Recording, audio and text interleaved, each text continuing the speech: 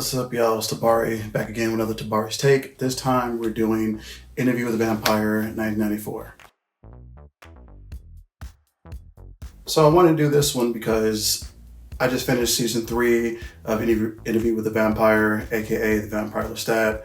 I'm blown away, I'm fucked up, I'm emotional. I got a lot of stuff to say about that, but we're not getting into that right now. I'm gonna do another video later with a lot more about that because I have a lot more to say. But we stand Lestat, we stand Louis, R.I.P., Claudia, like all that. Anyway, so I'm gonna talk about Interview with the Vampire from 1994 with Brad Pitt and what's his name? Thomas Cruise. I'm not gonna talk too much about the big differences for spoilers of the newer show, the newer season, stuff like that. But I will talk about some character points, a little bit from the first season, first couple episodes where we see Louis and Lestat and Daniel Malloy. You'll see their personalities a little bit in there. We'll talk about Claudia and Armand. So we're not gonna get into that spoiler territory, so don't worry if you haven't seen. So the film starts off with Louis is talking to Malloy. He's not Daniel Malloy in this film, he's just Malloy. And he's talking to him like, trying to convince him that he's a vampire. He does it very quickly by convincing him that he just kind of does this fast moving where he like moves around the room real quick, turn lights on, ends up behind him. They know that I'm not bullshitting, I'm really a vampire. This is not makeup, my eyes and these veins. I'm really about that shit. So they get into it, they tell the story, and immediately the biggest difference between this and Interview with the Vampire and the Netflix series, well, I guess the AMC series, is that Louis is turned in 1790 in New Orleans versus 1911 when he was turned in the other series. So that immediately gives us a bigger context too. And also the race change too, because he's a white man and he has enslaved people on that property. Like they don't talk about it a lot. They say it maybe once or twice in the movie, but those are enslaved persons. They talk about how he was a man at that age. He was 24. He already had a wife and who died in childbirth with their kid barely half a year ago. We meet him. He's down in the dumps. He's depressed. He wants to die. He's being self-destructive. He's trying to lose his fortune, trying to lose his house. He's just gambling and taking certain risks. He almost gets he's gambling with somebody and they are gonna shoot him. He just opens his shirt. He's like, you don't have the conviction for your so-and-so or whatever. So he's just asking for death, but no one wants to give it to him. He's just walking around sad. He's gonna drink himself, whore himself, gamble himself to death, whatever, right? And I have my own thoughts on suicide and self-destruction, so it's like, we'll get into that anyway. And then in that we see him, that's when Lestat notices him. Lestat notices that he has this like anger, this brashness about him. He also has this disregard for his own life, and that attracts Lestat to him because Lestat is in New Orleans and he sees him. And while Louis is about to get robbed by a pimp, I think it is, Lestat saves him and then drains him his blood and flies him in the air and asks him, did you have enough taste for death? What's the line? Do you still desire death? And Louis is like, no, I had enough. Dropped my man about 20, 30 feet into the water. He's in there, he washes up. So he's back at home now, being all sick, and he's like sick in the bed because he's lost a lot of blood and went into that water, which I'm sure didn't help back then because most people back then died of infection. It's 1790. You know what I mean? It's like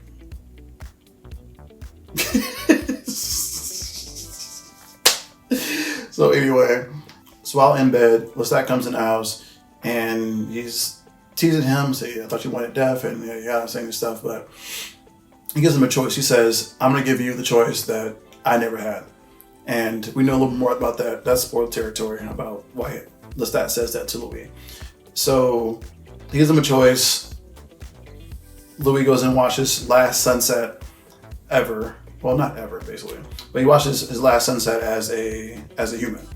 And then at night, he's waiting in the cemetery again, and Lestat shows up and drains him to the point of death. And he gives him one last time to take a choice. He says, I've drained you completely. If I leave you here, you'll die. Unless you want me to give you the dark gift, they call it, And Louis says yes. So he starts to drip blood into his And how they transform vampires, if you're not aware, in this, the Immortal Chronicles for Man Rise, is that to turn someone into a vampire, only certain vampires can do it. You drain a vampire you drain a human to the point of them almost dying. And then you let them feed from your blood, thereby turning them. And then their mortal body will actually die, and they'll come back as a vampire with new powers, new eyes, and see the world differently. And we see that with Louis. He comes back, and there's a really weird scene where he walks past the statue, and the statue has eyes looking at him. It's giving Weeping Angels from Doctor Who. If you know, you know. So I don't really understand what that means. I probably, in the book, they'll give it a little more space around it, but they don't really do a good job of explaining what that means. I'm just like, maybe he's just tripping. You know what I mean? He just died and came back, and he can sense things differently and see and hear things differently. So maybe he's just bugging. Anyway, so now we're here with Louis, and they're back at now Lestat has taken Louis to his coffin. He says, "Don't worry, you're gonna sleep the best you ever slept ever." And so now he's introducing him to the way of life of a vampire, particularly Lestat's version of vampire, which is particularly cool, as we'll come to see in this film. And they go to a play, a weird ass play, by the way. I don't know what they got going on over here. Yikes. So this is what we see as Lestat's and Louis' first kill, essentially. Well, he doesn't kill them. He takes some of the blood from the sex worker, and he says, I shall not kill her. He's so dramatic. Louis is so dramatic. I'm going to show a lot of disdain for this version of Louis Point de Loc. And this, because he is such a whiny, little mopey, he just, the whole time. And at no point does he really get past that.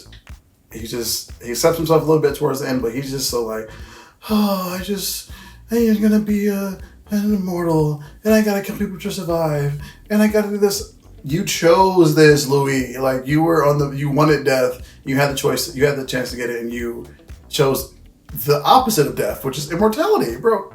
So I don't feel bad for you. Anyway, like I've never lost a wife and a kid in childbirth, so I can only imagine what that likes. I have dealt with grief in my own life, and some things very tragic and whatnot. But my thing is, it's like shit got the pot. Like 200 years, you still hold on to this, like. Anyway, the character is very different in the series. He has his own irredeemable qualities and things we don't like about him, but he's not a mopey fuck. Anyway, and that's a person who likes to wallow. You know what I mean? A person who does sit around and like, it's like, enough is enough, okay? Like, already, like, get a grip, yo. So after that first kill, that's basically the start of Louis' back and forth with his wrestling with his new power and what he is now. And he is a killer. He has to kill to survive. And we'll see him later start to eat more animal and live off of rats and wildlife to survive. And when he starts to do that, Lestat is basically telling him that you can do it. I don't know if you call it living, but you can do it, but it's not really you're gonna end up hating it. I'll give you like a week or whatever, and you'll come back to me. And so we see him back at the plantation, because it's a plantation. It's a plantation. He's back at the plantation, and there's a woman who's one of the workers, we'll call them, on the plantation, and she knows that he's not eating as much anymore, or he's taking plates away, he's not drinking anything, and he's tempted to drink from her. So he has to escort her out the room. This is where Lestat introduces him to drinking from wildlife, and she's like, and the rat blood, I imagine, can't taste as good as human blood. Like, it can't. I just like the same way rat meat can't taste as good as like pork or chicken. I was gonna say human was, I'm into that. So we continue Lestat's training of Louis and how to be a vampire and how to be a killer and how to move differently. So Lestat likes they call in the series. Louis calls them extravagant kills, and we start to see a bit of that in this. There's like two major ones here. We see that he likes extravagant kills, and the snob in him, as they say, loves to go hunt in high society and find people and to punish them. And there's a bit of I want to kill who I want there, and also I'm going to do something towards the evildoers. It says the evildoers are the most they're easy to kill because no one misses them, easy to rid of, and also they taste the best. So he's at this party and he sees this older woman, and she talks about how she had this young guy, her young lover, kill her old husband so she can now take charge and be in charge of everything too, and then blame the murder of her husband on a enslaved person. And so for me, I'm like, I love the girl boss. I love get rid of your nigga because, you know, whatever, get that money, girl. I'm here for that. But once you start blaming black people for your shit on typical white woman behavior, those fake ass tears, Emmett Till shit, so she can go. She can go. So Lestat and Louis take the woman with her 2 poodles, and Lestat goes off with he calls him the young male lover, and they're doing a thing, and Louis can't bring himself to kill her, so he kills the 2 dogs in front of her. And of course, she's freaking out. She's like, my dogs, my help. And so Lestat's come and save him, and takes her out. And he's like, what kind of niggas you eating dogs, bro? Like, you rats and poodles? Nigga, you weak. And so Louis is pissed, and we see a bit of their powers. He picks him up and takes him across the room and throws him into a tree. And Lestat's like, get your fuck, you ain't like that, bro. Stop playing, for real. And then he's like, bro, I know you got something going on. I know you're mad, but you can't kill me, Louis. Lestat's not stunning him. Or he's more mad that what I think Lestat is really mad at is that he's basically debasing himself because he saw that passion in him, that fire in him before he turned him, which is why he chose him as his companion. And now he's belittled himself by living off of like rats and poodles and whatnot. And I agree, that is some weak shit. You over here like, you a vampire, bro, just do the vampire shit. But I don't know. And there's a line that Lestat says before he leaves. He's like, I'm gonna leave you to do your animal, whatever. I'll come back, and then I'll come back when you're ready to like get back to his real shit. So life without me is going to be even more unbearable than it is now. Then we see Louis eating all the animals, like the chickens and stuff that are on his property. And we see the people who work for them, the enslaved folks. We see them practicing some like voodoo stuff and burning things and like praying and worshiping, because it's like, there's some kind of evil here. Basically, it's been like, they've been for weeks and for a while now, the people on the farm, on the plantation, have been doing their drums and trying to stave off the evil and whatnot, and it's driving Lestat a little bit wild. Lestat ends up leaving and storms out on his horse, jumps that horse over that fire and like gets out. And then, her name is Tandy Newton. She comes in and there's this crazy line. She's like, Master, are you okay? Are you even our master anymore? Oh.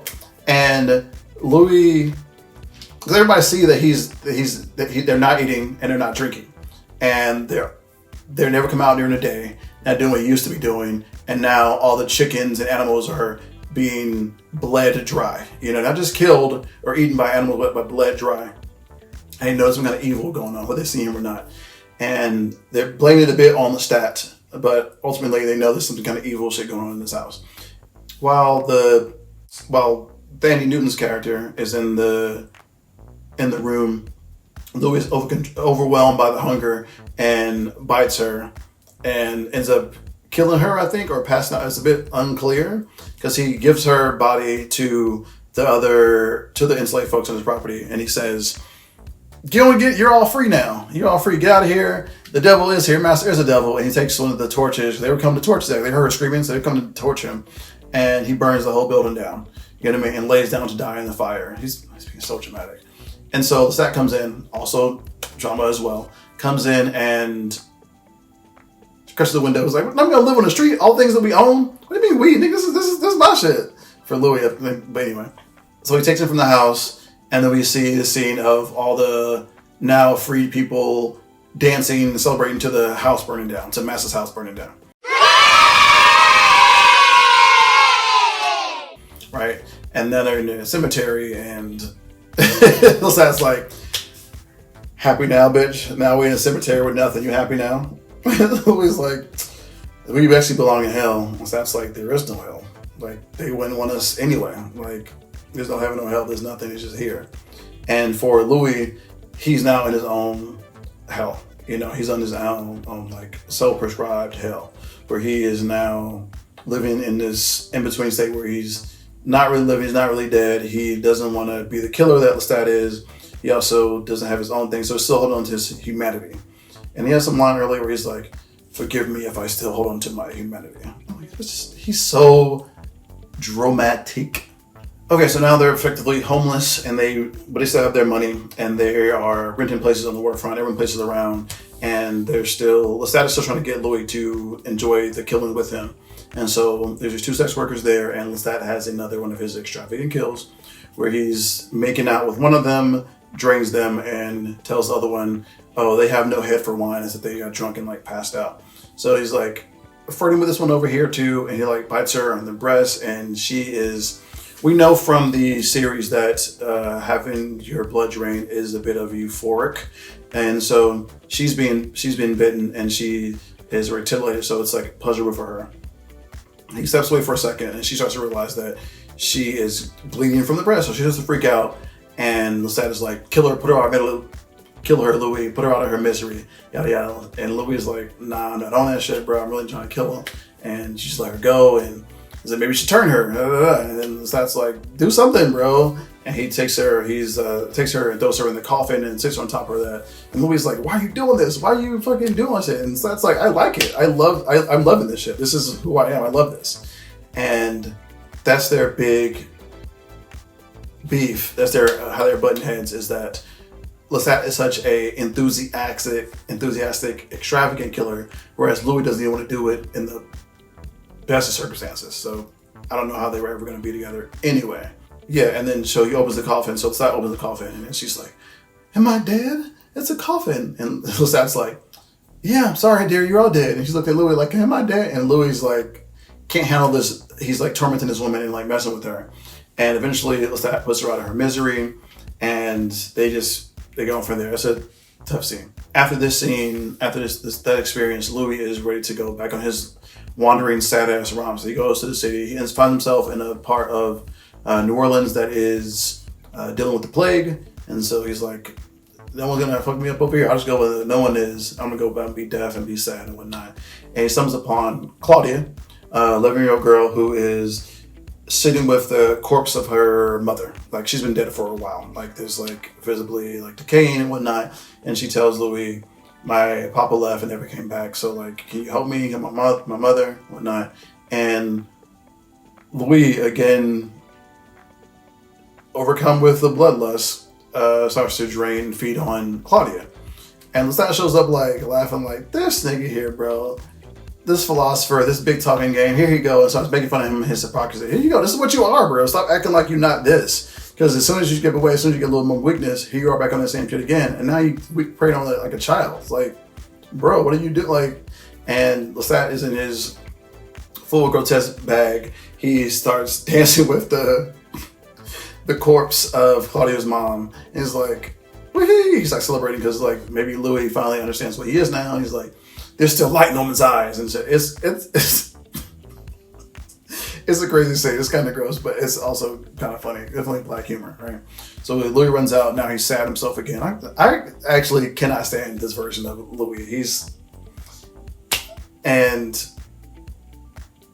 I can't stand this version of Louis. And also, as beautiful as Brad Pitt is, he's not doing any good. He's not doing very well with this character. He's like the first 30 minutes or so, 40 minutes or so before Claudia, his acting is very wooden and very stiff. And I don't know if that's a direction or if that's like him trying to play this character itself, or if it's like how much he actually hated filming because he hated Tom Cruise. And he retracted his statements later in the press, but he hated that nigga, bro. So I don't know what he's dealing with, but the performance is just like not giving. And even though Anne Rice did not want Lestat to be, wouldn't want Tom Cruise to be Lestat, he's at least giving he's like trying. And once Kristen Dunst comes in the picture, we see how stiff Louis is, because everybody else is like giving their all to the performance, and Louis is just like, "Oh, what was me?" And it's very wooden. Like, Brad Pitt can act, sure, or whatever, but also fuck Brad Pitt. Fuck, we don't care about his abusing ass. Like, fuck Brad Pitt. I digress. So the crazy irony of it is that when Louis feeds on Claudia, he has the blood back in him, and that is what the stat says, is like, you'll have peace once you drink the blood, once you stop drinking these like weak blood. It's like if you were just doing, I think for me, it would feel like if I was vegan without supplementing like the proteins and other fats that you need to like feel satiated and for nourishment. If you were just eating like carrots and celery all the time, like you could sustain, you'd be fine, but you would like be weak and demoralized. You know what I mean? I know it's not what vegans eat, and there's a lot of stuff you can have, whatever. But if you're not eating you're not getting your proteins and your carbs and other nutrients that you need, then you're gonna be like get weaker and weaker. And that's basically what Louis doing. So once he has a full meal, once he has like a fucking avocado and like I don't know, and with some like oils and something like that, then he starts to feel full and starts to feel like life again. So he's sad about this, of course, because his standard is being satisfied. He goes lies in the sewer, right? The stat comes to find him. He's like, still making fun of him. He's like, all I had to do was follow the line of the trail of dead rats, and I come find you. He talks to him about God. He says there is no God, basically, and if there is a God, they very much like us, because God kills indiscriminately. So shall we. There's no other being on this planet that's like us, so we're closer to God. So we would do what God does, basically, and we'll kill indiscriminately. And then he tells him that he tells Louis that he has a present for him. So they go back to the house, and he sees a very sick, half-asleep, weak Claudia there. Lestat turns her, and of course, immediately she is after the drinking the blood. She's turned. She sits up after being dead and come back. She says, "I want more." And this is a line I think that says the ruthless pursuit of blood with all a child's demanding. You know what I mean? Now I got this hunger for a vampire, and sort of as a fledgling vampire, as a new vampire, you're gonna want to gorge now because the hunger is something new to you, and now you're like trying to replenish all the stuff you have and whatnot. And he has to tell him is like, you're starting off now, so you have to be careful right now because you're new and you also want to drink. You have to teach her the ways too. Like, you don't drink from a dead body. You stop drinking from a live person before the blood goes, because that will basically drinking the dead will cause you to die. That's why you're drinking the live blood, right? And so they spent a couple years together. I think it's like 30 years they also spent together. And in this time, Lestat is trying to teach her to be more like him, teach her to be a killer. He also is a musician, loves music, so he teaches the piano. And the whole time, she keeps killing indiscriminately. She kills a couple people in the house, and she has like insatiable, and she is stuck in this in a teenager's body. So like her metabolism, her physiology is that of a teenager. So she has like less control of her hormones, and her will and her prefrontal cortex is not formed. So the impulses and the what's it called? The kind of like how you weigh the pros and cons and the weight of conflict and what's it called? Consequences. She is professionally in a state where she doesn't really have that. She doesn't really care about that as much, right? Yeah, she's out here, she's hunting, and this is a moment where she's like, he said, "Claudia, whatever I tell you about kids," she says, "Not in the house." Well, she's just being a little precocious like kid, and it's like cute, but they're like dote on her and treating her well, her dolls and everything too. But of course, eventually, intellectually, she's growing up. So like they've been doing this for like 30 some years later, and now there's a new influx of new people into the city and whatnot, and less people that are like extra Creoles or what's that. So she's like, all these new people here from everywhere across the world and everything. We don't have them more of the actual Creoles. And so Claudia sees this woman bathing with the window open, and she's like naked and whatnot, and she's like a courageous woman. And Claudia's like, I want to be her. Like, she starts to really, for the first time for real, or we see her starts to understand that she's stuck in this body. She's stuck there, and what that means. She's stuck. She's never gonna change. She wants to cut her hair. It's gonna grow right back. She's never gonna grow up. She's not gonna mature. She's not gonna go through puberty. She's not gonna have any curves. She's not gonna have breasts. She's not gonna not going to do things that she can be, because she feels like an adult because she's been alive for over 30 years. She should be an adult now, but she's not. She's still like 11, 12-year-old kid. And that and that's like, it's not like you're in a smaller body, you're still in the body of like you're stuck as a kid. And she starts to ridicule. She also realized too, they find the corpse of the woman in the bed after she gets rid of all of her dolls, and they're like, you brought her home and whatnot. Like, that's fucking crazy. You can't bring her home like that. And so she's like, I'm not a doll. Like, I am not this. She cuts her hair. I want to change. The rest can change. Why can I change? She cuts her hair. You know what I mean? Like, whenever we, you know, when you have a breakdown and just like, I want to change. So you first thing you just cut your hair. The shit goes back immediately. And she does look like a child, right? So, I forgot about the glow up. So when she turns the first time, when they turn her hair goes from like being all stringly and went down and it goes up. Like, she has this glow up where it's like she goes from like sad to like a Shirley Temple as she changes, right? So, and shout out to Kristen Dunst. She was like giving an amazing performance. She's like screaming at them. She's like, yeah, so she's popping up. She's like, fuck you, fuck this, fuck all y'all, I'm out. This shit is whack. I'm gonna be like this forever. Y'all want me, y'all made me out of spite. Y'all can let me change me. You gonna help me just fucking, I'm out of this bullshit, right? So Louis is taking her to see where she comes from, the place where he found her, and she's like really come to terms that she really was made out of like a selfish, non thought out gesture by these two people. You know what I mean? These two terribly flawed individuals with Louis Lestat, and now she's stuck like this forever because of their mistake. You know what I mean? And they're not gonna do anything to fix it. Louis is just moping around again, his standard. Yeah, so she comes back eventually, and she's trying to convince Louis to leave Lestat, that we just go out of here. Because actually, I still love you, Louis. I want to get out of here, but I just want to leave him because he sucks. And now ever since she had that spaz where she started yelling at her, everybody cuts her hair, Lestat is being like exceptionally cruel. You know what I mean? He's like, your presence annoys me. Maybe I should get another brother. You both annoy me. I don't know. He's just being like so cruel and cold to her now. And then she comes trying to make up, trying to make nice and make peace. And so she says, I have a peace offering for you. And Lestat's like, oh, is it going to be a woman with all the endowments that you never have? Being crazy cruel. And he's like, okay, maybe I went too far. He realizes too that he went too far. And so Claudia has brought him to two young boys who are like passed out from like wine, and they are on the couch, and Lestat goes to drink them. Turns out that they were actually dead, and she used some kind of, she said, laudanum. This poison that has them dead, but keeps their blood warm. So in drinking the dead blood, he starts to die, and then he's like, put me in my coffin, give me my coffin. She's like, I'll put you in your coffin, and slits his fucking throat. Like, I was like, oh fuck, this is wild as fuck, right? So let's just throw it and watch him like bleed out. Louis comes to the room like, oh my god, this is what's happening.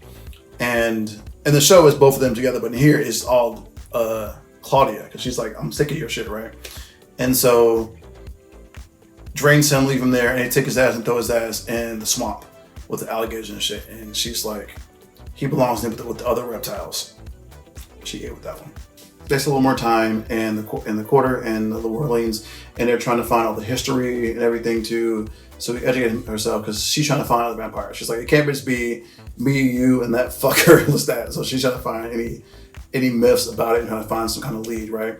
And so while they're home one day, they come back home, and Lestat is there playing the piano, and he's all fucked up. Because he's been eating off of crocodiles and snakes for the past little while, and he's kind of fucked up. So he tries to kill them, but Louis sets them on fire, and so that fire spreads through the building and then the quarter as they get on the boat to like leave, because they already had a boat to go to Paris eventually.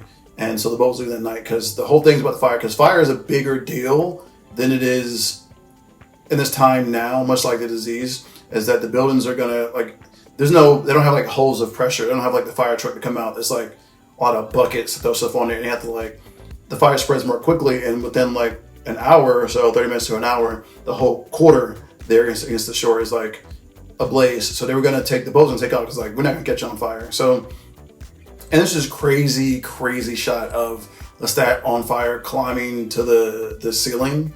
It's a crazy shot. So they go overseas, you know what I mean? They're feeding on the boat or whatever for a while, and they're traveling through Transylvania, Paris. Then they eventually end up in Paris. They travel. They go to Egypt. They travel all over Europe and all over the world for about, I think it's like how many years? For a long time actually, because 1790 plus 30 is probably like, okay, so I know it's 1790 plus at least 30 years plus the time they travel, and eventually they end up in Paris in 1870. They end up in Paris not finding anything but rumors, right? And in Paris, apparently, is where they find vampires for the first time. And this is where, what's his name? Santiago reveals himself to Louis, and he's doing this like weird mocking trial, and he like floats upside down on the wall and shows some different powers, because we know we haven't seen anybody else. We've seen the stat float or be able to fly, the sky gift I think they call it, but we haven't seen. Louis can't do that. Louis can't even read minds. You know what I mean? So it's like in this series here, with more favorites of the book, the powers, everybody don't have all the special powers like they do in the series, because Louis is a lot younger than he is in this version, and he has a lot of powers. He's the fire, and spoilers anyway. He has a lot more powers in there than he does in there at a faster time. It's just Santiago leaves playing around, and we see Armand, and Armand is the leader of this new coven, and he invites Louis to the Theater de Vampire. They go there, and the theater is a coven of vampires acting like humans who are acting like vampires. And they use this for like money, and to have a coven somewhere, and also to do a shared feeding off of a victim in front of everybody. Where they Armand comes out, uses his glamour or whatever to have her, and for some reason they strip her naked, which I don't understand that part. There's no reason for all that. Strip her naked, and then they like feed from her, and they all feed her from together.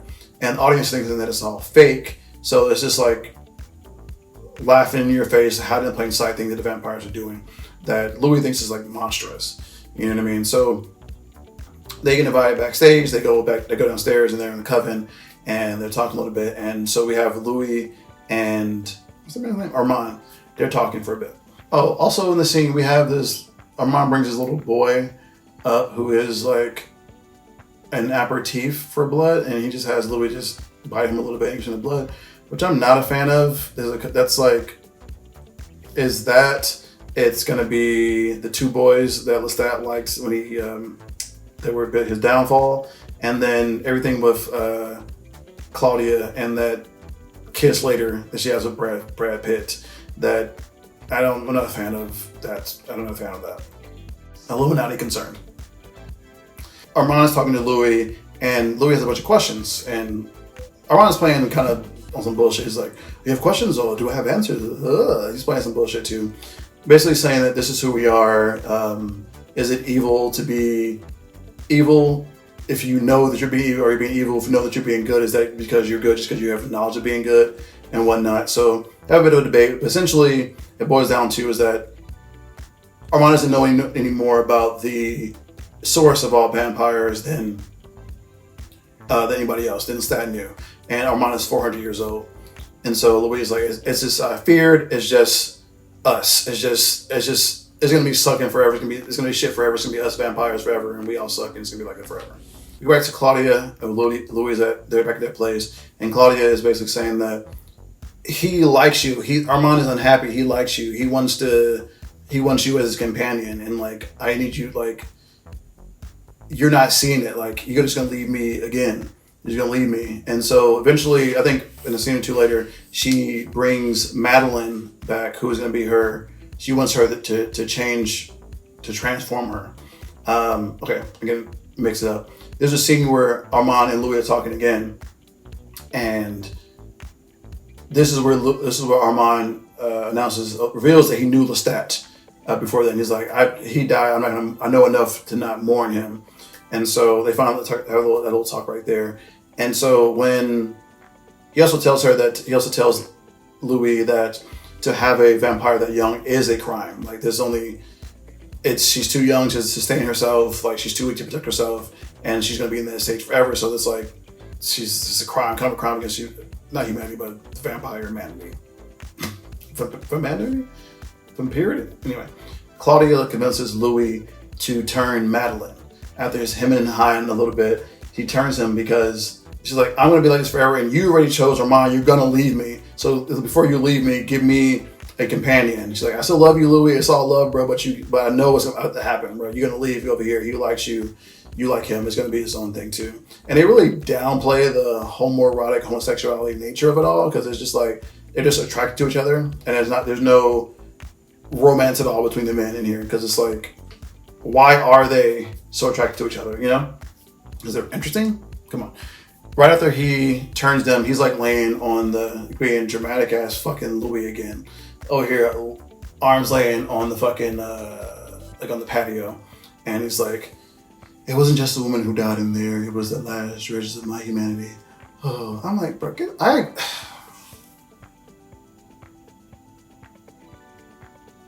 pathetic. There's the scene where Kristen Dunst's character kisses Brad Pitt, and it's very simulated because the hand is covered and we don't see the lips touch, which I thought was a better way to handle it than having to have this like 11-year-old, 12-year-old child kiss a 30-something-year-old man. In interviews and press conferences around the time, like people were being really weird about it, being like, "Oh my god, he's so hot. What was it like to kiss Brad Pitt?" And she was like, "I'm a child. He's an adult." I was like, "But you like kiss boys? You don't like boys?" She's like, "It's not about me liking boys because he's not a boy. He's a man." And she had to like check these grown women fucking creaming for fucking Brad Pitt, and she's a fucking child. What kind of that shit is crazy, yeah. This world, man, so fucked up. Oh, and there's also a line that Claudia says to Louis. It's like, your evil is that you cannot be evil. You know what I mean? Like, stop this pussyfooting around this in between shit. Just like help me do the thing, do something. This is when the theater comes in, all the vampire gang comes in, and they grab Lestat and they grab Louis and Claudia and Madeline, and they take them and they bury Louis, cast of Amontillado style, if you know, you know. And they set up Madeline and Claudia to be burned in the morning. It's this big, it's like this tower room with just like skylight up top. So when the sun hits noon, it'll set them on fire, right? And then Armand saves Louis. Louis quickly puts the pieces together that it's all Armand's doing. They could have stopped it if he wanted to, and he only let her die so he can have Louis to himself, or he at least let the people, his coven, do it because he wants to hold up the laws. We know more of the great laws in the show. We don't talk about it that much here. It's just so we know it's a crime against the vampire heredity and whatever, right? Also, Santiago looks like the Jew hunter from Inglourious Bastard. What's his name? Christoph Waltz. Like, no, am I tripping? Maybe I'm tripping. Maybe it's just that one scene. Your boy Louis is pissed and goes in on a killing spree and kills the entire coven. He sets them on fire, and once they come out of fire, he takes this big scythe that Santiago was using in the play as death, and just like chopping heads off, chopping people in half, and no one can stand to my boy. He's pissed. He's like finally doing something with the power that he has, and like rights are wrong, right? And kills everybody there. So then he escapes with Armand, gets out, and Armand's like, I can teach you all this power, I can teach you yada yada yada, we can do this. And Louis like, you didn't teach me to do what? Be like you, and also you killed Claudia, so it's fuck you, buddy. I'm out this bitch, yo. So he leaves. He wanders the world for some few decades, because I think it was like probably like another like 50, 60 years. He just wanders around. Eventually he makes his way back to America, and there he is able to see a sunrise again for the first time in like 200 years because of the film. He watches a movie where he could see the sunrise for the first time, and then he sees more time, and so he sees it go from like black and white to purples and reds, and eventually one of his favorite colors of the sunset is the blues that come up with it. So he's like kind of getting back to who he was before, his kind of peacefulness, you know. And what Armand liked about him is that he still had his humanity. His vampire that still had his humanity. And that's something Armand liked about him. And with that too, also because he has humanity, he's like, Louis like, that's why I can't fuck with you, because you killed my like my child, my like best friend, my companion to have me with you. And I'm like, I'm not with that, right? So he makes it back, and he's like in New Orleans around like 1990s, early 1989, somewhere around there. And he finds himself back at the house where, and he smells this like death, and he finds Lestat again. Lestat is like sitting in his house, just like he's a shell of him former self, right? He's all fucked up, and he's been eating rats for the last like 100 years, whatever, right? He doesn't venture out anymore. And he's asking Lestat. Lestat is asking Louis to come back with him. Does he come back? Maybe if you with me again, I can venture out to the world again. And Lestat is such a recluse that he doesn't know that they have artificial lights now. So like a helicopter flies by, and his like lights are in there. And he's like, the lights are gonna die. And Louis has to tell him like, that's electricity, bro. They got artificial lights now. Like, you can chill out. Also, we're not back together. I just came to say hi. I'm out this bitch, right? And that leads us back to the interview with Malloy. And he's talking, he's like, that's all it was. I'm all this stuff here, and eventually I'm back to this, and I'm back to nothing. And Malloy's like, nothing? You did all that, you ended up with nothing? He's like, no, you're a vampire, but you got this, and I want to be a vampire. You think those people wouldn't want to be in your shoes? And Louis like, I failed again. Oh, I failed again. And she's like, no, give me the gift. And so Louis gets upset and attacks him. Now, maybe because I was like distracted or looking down, or maybe I was like right in my nuts, whatever. But him jumping up to grab Malloy and put him in the air literally jump scared me. So I was like, fuck, it actually really got me. And so he's like, this is what you want. You want to be a killer? You want me to do this to you? You want to be a killer forever? And like drops him. And by the time that Malloy looks up, Louis is gone. So he grabs his stuff, everything, all his tapes and everything, and runs out to the car. Drives off in his car, his convertible, and going over the bridge, he plays the first tape. He's like, this is some good stuff. This is good, right? Lestat is in the car, and he's like, bomb-ass line. He's like, I assume I need no introduction, right? So takes over the car, and now he's like driving again, I guess. Now he knows how to drive a car, suddenly. He listens to the tapes while he's in the car, and he's still like, and Lestat's like, Louis whining again. You believe I listened to this for centuries? And I'm right there with Lestat, because this nigga stay whining, bro. Stay whining. And so he says to Malloy, I'm going to give you the choice that I never had. And so puts on some new music, cuts off Louis whining, listens to music, and drive off into over the bridge, and the movie ends. So between this film and the newer series, it does make me a little hesitant to read the book. Like, I do want to read them just for because I do love these characters. I want to see what's going on too, and I want to read Individual Vampire, Vampire Lestat, and Queen of the Damned.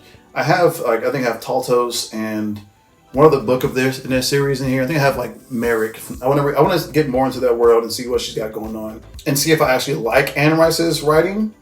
Because I haven't read any of the books, I've only seen the films and the show. But I want to give it a chance. But for this one here, as a person who fell in love with the characters in the newer show, and I've seen this movie multiple times. Like, I saw it recently, it was a couple years ago. And the characters themselves are a bit, not lacking, but they are a bit thinner in here. And Lestat is cool. Lestat is like, but he doesn't have the sex appeal that Lestat should have, like the feline nature. And you're gonna find out that she bought Anne Rice based Lestat's character off of her husband, and with all the good and the bad, I imagine, because they were both alcoholics, like really bad. And basically, that's where she was hesitant to give into the drink and to go on a bender or to relapse. He was like, do it, fuck it. This is all. He's like much more celebration about it. And so when they were both in that state of being on their shit, then they were together. But when they would come down, if she wants to get away from that, like then they would be at odds again. And as much as he's like more feline and sexy and like the blonde hair and everything too, he also is an extreme violent dark side, that cold and cruelty that Lestat has. And it comes across in the movie more so. We see more of the cruelness than we see the charisma in this version. And Louis is all somber. He's all frowns. You know what I mean? We don't see them have any joy in the film at all. This character doesn't have any like ups. It's just like, woe is me. I gotta run to the world forever and be a sad boy forever, like, and be emo forever. And that's fucking whack. And we don't get a lot of Daniel's character in this film, and ultimately, it's really tough because the characters are the story moves so fast ultimately, especially with everything that could be going on, and we don't get a lot of Armand's story or his character at all. Like, he does a great job in it. Like, Antonio Banderas does a great job with the performance, but there's just not a lot there really. You know what I mean? We don't have much scenes in it. It doesn't move very fast, and for it to be a 2-hour film, the pace doesn't feel like a 2-hour film. Separates at the end, you know what I mean? Because 2 hours does kind of feel like 2 hours towards the end, but the pacing is very good and it moves through very well. And I know this is closer to the book because Anne Rice wrote the screenplay for this, and they ended up using while they did more rewrites of it, they eventually ended up back on her original screenplay. So this is very close to her books. So these characters, all the characters, are the closest characters that she imagined. And she ultimately did give them her seal of approval after seeing a test screen, even though she did not like Lestat being played by Tom Cruise at all. But he's given one of the better performances in here because Brad Pitt, again, is just being so wooden and not doing a good job. And he also is an abuser in real life, so I don't care about his acting. I don't like, sure, he's beautiful and that jaw is hitting those cheekbones when the light's hitting him, whatever, but he's such a mopey bitch in here. I'm a mopey little fucker. It's just so. I was like, I was tired of him. My friend talks about how she doesn't want to. She says to watch the new show because she read the books. She's like, I hate the character of Louis, and while she really loves the actor Jacob Anderson from back when he was on Game of Thrones, she likes the actor a lot and she wants to support him, but she's like, I don't know if I can deal with that version of Louis. And after watching this again, I'm like, he's not that at all. Like, he's not a mopey, sad sack of shit anymore. He has his own other problems of his selfishness and his self-righteousness and his morality that he struggles with, and he always has to be the one on top, his superiority. What he has in there, but he's not a mopey, whiny, I don't want to do nothing bitch. Like, he does have his moments of like, I don't know what I'm gonna do, but not nearly as much as I'm gonna go lay in the fucking sewers that fucking that Louis in this film is doing. And I enjoy the film a lot. I enjoy it less so now after watching the new series. And I understand that is an adaptation of the work, but it does have Anne Rice's seal of approval because she's a producer on there, and it gives us more time to sit with the characters. And the idea of letting the tale seduce you, is a lot more prevalent there, and it's easy to be seduced in there because there's nothing really seductive about this. Like, they're vampires and everything sucks for all the vampires, and there's no community in the vampires. The coven is there, but it's like Armand and his goons. So I do wish we had some more of the characters there. And Lestat is really one-dimensional. He's just cruel, and Louis is just sad. Ultimately, he gets to a point where he's a little more ambivalent about things, but then we get to him at the end of the movie, he's actually I guess I really failed still, and I still don't get it, and no one gets me, and the world still sucks, and oh man, like, that's really my take on this film. It's still a good film. I still enjoy it. Enjoy the viewing. I still enjoy the viewing experience. I'll probably watch again sometime later. After I read the books, I wonder how I feel more about the characters and whatnot. But ultimately, it's like taking the book, a book that needed 2 seasons of like about 16 episodes, about 16 hours to do, and the show to put it into this 2 hours. There is, I can see what's been left on the table, and I ultimately wish there was like more characters, like more character growth in the film. The biggest growth is Kristen Dunst's character Claudia, and she has the best performance in here. The way she's screaming, the rage, like the range that she has of her character and her character's growth is the most interesting to me. Her journey is the most interesting, and justice for Madeline, justice for Claudia all the time. Fuck Armand. Peace, y'all.